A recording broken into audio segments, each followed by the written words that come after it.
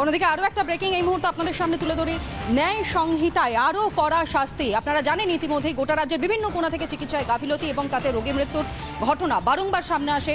আর সেই ঘটনাতেও বলা চলে যে কিছুটা হলেও যেন স্বস্তি এই মুহূর্তে রোগীর পরিবার পরিজনরা তারা পাচ্ছেন। তার কারণ এই যে নয়া কঠোর বন্দোবস্ত করা হচ্ছে ন্যায় সংহিতায়, যেমনটা বলা হচ্ছে যদি চিকিৎসায় গাফিলতি হয় তাহলে সম্পূর্ণভাবে রেসপন্সিবল থাকবেন কিন্তু সেই চিকিৎসক। এবং একই সঙ্গে একটু গ্রাফিক্যালি গোটা বিষয়টা আপনাদের সামনে আমরা তুলে ধরবার চেষ্টা করব। এই সার্ফেস থেকে দেখাই চিকিৎসায় এই যে গাফিলতি এবং চিকিৎসায় গাফিলতির কারণে চিকিৎসক যদি দায়ী হন তাহলে সর্বোচ্চ শাস্তি হিসাবে তাকে জেলে পর্যন্ত যেতে হতে পারে। ন্যায় সংহিতায় যেমনটা উল্লেখ রয়েছে আরও কড়া শাস্তির নিদান এখানে দেওয়া হলো। চিকিৎসায় গাফিলতিতে কড়া আইন। যে ভুরি ভুরি অভিযোগগুলো সামনে আসে তার প্রেক্ষিতে দাঁড়িয়ে এই আইন শুনবার পর কিছুটা হলো হয়তো স্বস্তি পাচ্ছেন রোগী এবং রোগীর পরিবার পরিজনেরা। চিকিৎসায় গাফিলতি যদি হয় শুধু এখানেই শেষ নয়, গাফিলতিতে যদি মৃত্যু পর্যন্ত হয় রোগীর তাহলে সম্পূর্ণভাবে রেসপন্সিবল থাকবেন ওই চিকিৎসক।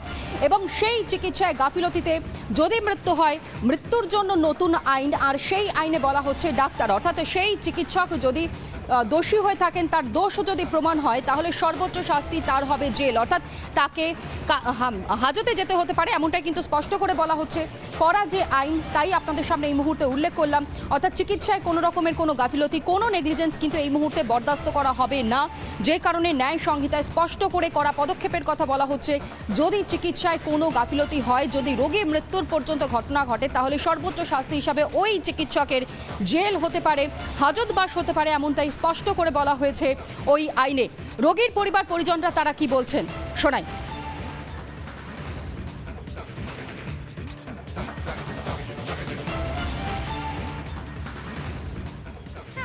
এটা যদি এরকম কিছু হয়ে থাকে তাহলে তো আমি বলবো খুব ভালো হয়েছে। কারণ দেখুন আমি নিজের চোখে দেখেছি একটা পেশেন্ট, সেই পেশেন্টটার খুব ব্রিদিং প্রবলেম হচ্ছে, সেখানে জুনিয়রদেরকে ঠেলে দিচ্ছে, যারা ইন্টার্নশিপে রয়েছে তাদেরকে ঠেলে দিচ্ছে। কেন কোনো স্পেশালিস্ট নেই, কেন কোনো সিনিয়র ডক্টর নেই? সকাল 8টা টু মানে 8 AM টু 8 PM একটা শিফটিং থাকে ওদের, সেখানে শুধুই মাত্র থার্ড সেকশন জুনিয়র যারা থাকছেন তারা আসছেন, স্টুডেন্ট ট্রেনিং যারা করছে তারা আসছে। এগুলো তো মেনে নেওয়া যায় না। না তো এরকম যদি কিছু থাকে অবভিয়াসলি ভালো হবে। সেই আইনটা তো থাকা, গাফিলতির জন্য যদি কোনো আইন হয়ে থাকে তাহলে সেই আইনটা তো খুবই ভালো। হ্যাঁ, তাহলে চিকিৎসকরাও একটু সচেতন থাকবে।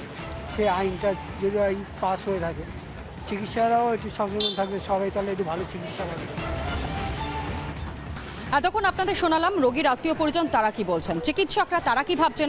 চিকিৎসক সুদীপ্ত রায়ের বক্তব্য আপনাদের সামনে তুলে ধরে শুনুন। যে কোনো চিকিৎসক যদি চিকিৎসা করতে গিয়ে কোনো রোগী মারা যায় এবং রোগীর বাড়ির লোকেরা যদি কমপ্লেন করে তাহলে কোনো রকম বিচার না করেই যে তাকে অ্যারেস্ট করা যাবে এবং পরবর্তীকালে যে অ্যারেস্ট এবং ফাইন যে দুটোই করা যাবে, 5 বছর পর্যন্ত তাকে জেলে রাখা যাবে। এবং এটা যে আমরা মনে করি যে চিকিৎসক সমাজ, যে এটা আমরা যারা মানুষের চিকিৎসা করি এবং আমরা যারা মানুষের প্রাণ বাঁচাই তাদের ক্ষেত্রে অপমানজনক, এবং সারা ভারতবর্ষের চিকিৎসকরাই এর বিরুদ্ধে প্রতিবাদ করছে।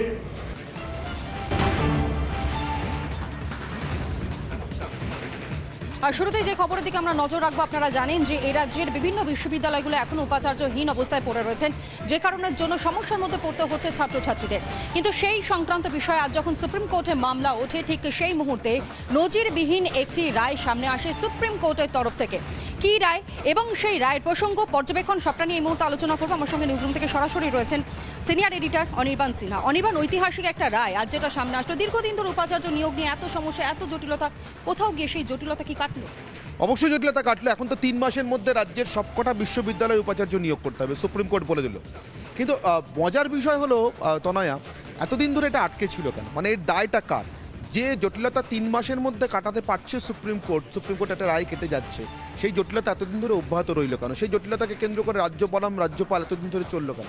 আমি একটু আগে দেখছিলাম শিক্ষামন্ত্রী ব্রাত্য বসু একটা টুইট করেছেন, তাতে তিনি লিখেছেন যে এক্স হ্যান্ডেলে তার প্রতিক্রিয়াতে লিখেছেন এতে গণতন্ত্রের জয় হলো। এত বড় নির্লজ্জ সরকার বোধহয় দুটো দেখা যাবে না।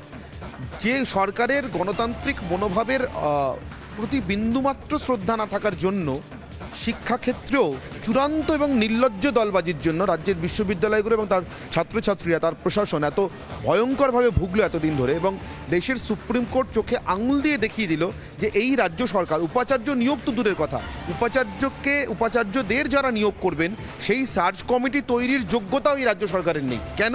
তা একজন প্রাক্তন বিচারপতি উদয় ইউ ললিতকে সুপ্রিম কোর্ট আলাদা করে নিযুক্ত করলো এই রাজ্যের বিশ্ববিদ্যালয়গুলোতে উপাচার্য নিয়োগের জন্য সার্চ কমিটি করবার জন্য। অর্থাৎ এই রাজ্যের সরকার উপাচার্য নিয়োগ তো পরের কথা, নিয়োগের জন্য প্রয়োজনীয় সার্চ কমিটিটাও দলীয় দৃষ্টিভঙ্গির বাইরে গিয়ে গড়তে পারে না। সেহেন একটা সরকার এতদিন ধরে তাহলে কিসের জন্য ঝুলেছিল এই উপাচার্য নিয়োগ, এটা স্পষ্ট। এবারে পদ্ধতিটা কি দাঁড়ালো? এই সার্চ কমিটি তৈরি করে দেবেন উদয় ইউ ললিত, তারপরে সেই সার্চ কমিটি তাঁর করে দেওয়া সার্চ কমিটি, অর্থাৎ সরাসরি বলতে পারো তুমি সুপ্রিম কোর্টের নজরাধীনে থাকা, দৃষ্টির অধীনে থাকা একটা সার্চ কমিটি রাজ্যের সবকটা বিশ্ববিদ্যালয়ে উপাচার্য পদে নিয়োগের জন্য প্রত্যেকটি বিশ্ববিদ্যালয়ের জন্য 3টি করে নাম মুখ্যমন্ত্রীর কাছে পাঠিয়ে দেবে নামের আদ্যক্ষর অনুযায়ী। অর্থাৎ খুব সাধারণভাবে বলতে গেলে আমার নাম অনির্বাণ, তোমার নাম তনয়া, আর এই মুহূর্তে সঞ্জয় আমাদের ভিডিও জার্নালিস্ট যে আমাদের সঙ্গে কাজ করছে। তো আমাদের 3 জনের নাম যদি পছন্দ হয় কোনো একটি কমিটির, সার্চ কমিটির, তাদের কোনো একটি বিশ্ববিদ্যালয় উপাচার্য হিসেবে নিয়োগের জন্য সার্চ কমিটি নাম পাঠাবে আদ্যক্ষর অনুযায়ী। প্রথমে অনির্বাণ, তারপরে তনয়া, তারপরে সঞ্জয়, মানে আমি বাংলার অধ্যক্ষর অনুযায়ী বললাম, তারা ইংরেজি অ্যালফাবেটিক্যালি পাঠাবে। কিন্তু মুখ্যমন্ত্রী এখান থেকে তার পছন্দের ক্রম অনুযায়ী পাঠাবেন রাজ্যপালকে। অর্থাৎ মুখ্যমন্ত্রী মনে হতে পারে 3 জনের মধ্যে থেকে সঞ্জয়কে তার প্রথম পছন্দ, কিন্তু বাকি 2 জনকে কেন পছন্দ নয়, অথবা কাউকে যদি বিশেষ কোনো অপছন্দের কারণ থাকে, আপত্তির কারণ থাকে কারোর নাম নিয়ে, সেটাও তাকে নোট দিয়ে লিখে পাঠাতে হবে। এবং তারপরে মুখ্যমন্ত্রীর পাঠানো এই ক্রমতালিকা থেকে, নামের ক্রমতালিকা থেকে যে কোনো একজনকে রাজ্যপাল বা আচার্য বেছে নেবেন। এটাই তো কথা ছিল, এটাই তো হয়েছিল সিপিআইএমের সময়, যখন সন্তোষ ভট্টাচার্যের নামটা রাজ্য সরকারের পাঠানো যে তালিকা, তাতে ক্রমতালিকা একদম 1 নম্বরে ছিল না। রাজ্যপাল বেছে নিয়েছিলেন 2য় বা 3য় পছন্দ হিসেবে সন্তোষ ভট্টাচার্য, সম্ভবত 2য় পছন্দ হিসেবে, কিন্তু তিনিই ছিলেন রাজ্যপালের পছন্দ। সেটাকে কেন্দ্র করে প্রবল অসন্তোষ তৈরি হয়। তারপরে সিপিএমের ইউনিয়ন থেকে শুরু করে ছাত্র ইউনিয়ন, তারা বিশ্ববিদ্যালয়ের ভিতরে কীভাবে সন্তোষ ভট্টাচার্যকে দিনের পর দিন হেনস্থ এবং অপমান করেছে আমরা জানি। এই রাজ্য সরকার এটা ছিল আরও সুন্দর রাস্তাতে, তারা এই পথটাই বন্ধ করে দিয়েছিল। তারা একটা সিস্টেম চালু করতে চেয়েছিল, তারা একটি নাম পাঠাবে, সেটাই রাজ্যপালকে বেছে নিতে হবে। তারা যদি 3টি নাম পাঠায়, তাহলে সেই 3টি নামের প্রথম নামটিকে রাজ্যপালকে বেছে নিতে হবে। এরকম কোনো মাথার দিব্যি ভারতের সংবিধানে দেওয়া নেই একেবারেই। আর একবার মুখ শুধু পুরল না, এত স্পষ্ট হয়ে গেল গোটা দেশ এবং রাজ্যের সামনে কোন সরকারের অগণতান্ত্রিকতার জন্য এতদিন ধরে বিশ্ববিদ্যালয় নিয়োগ বন্ধ ছিল। এরপর এটাকে গণতন্ত্রের জয় বলে যদি ব্রাত্যবাবু এমন ভান করতে যান, তার 2টো গাল একদম পরিষ্কার আছে, তিনি থাপ্পড় খাননি, সেটা তিনি করতেই পারেন, কিন্তু দেশের মানুষ নিরক্ষর নয় বা অশিক্ষিত নয়, তারা দিব্যি বুঝতে পারছেন আসলে কি ঘটলো।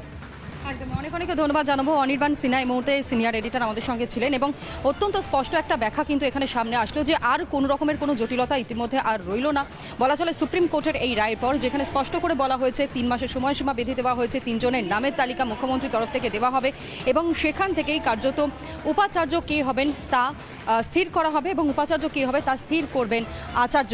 এমনটাই স্পষ্ট করে সুপ্রিম কোর্টের যে নজিরবিহীন রায়, সেই রায়টাই আরও স্পষ্ট হলো।